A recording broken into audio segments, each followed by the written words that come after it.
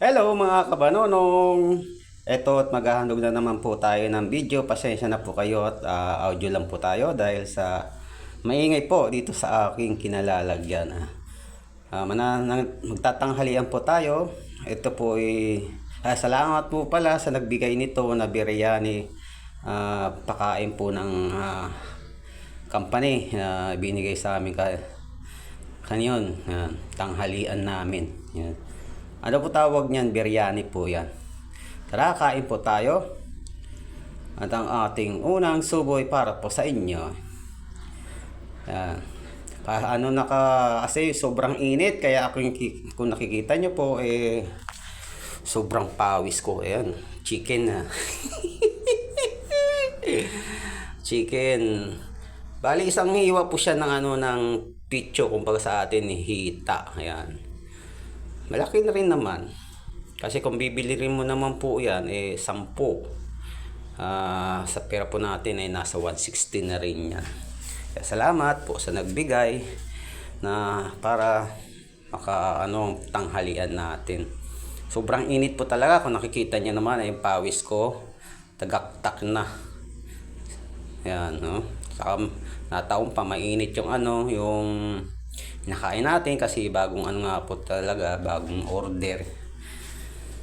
Yeah, sobra mainit na yung panahon, mainit pa yung kinakain. Saka yung damit ko, kung nakikita nyo po ay talagang basang-basa ng pawis yan.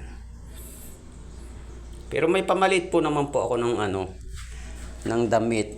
Siyempre ayan, sibuyas po yan, sariwang sibuyas. Hindi ko alam po yung pangalan nung tawag nyo yung sausawan. Hindi ko alam pangalan nun eh. Busog ako talaga niya. Isang ganyan kasi medyo marami yung biryani. Yun, ito. Punas tayo ng pawis dahil sobra talaga. Mutulo ang ating pawis dyan. Kasi mainit na yung singaw.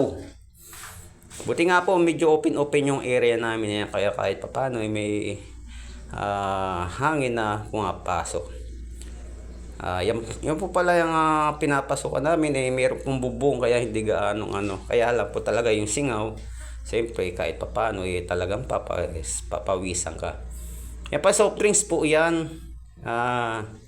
Medyo konti lang po kasi hati-hati lang po yung binigay nung sa dami rin po kasi namin nagtatrabaho yan. Kaya hati-hati lang sa soft drinks. Ayan yung sinasabi ko sa inyo sa usawan. Hindi ko lang po talaga alam pangalan yan.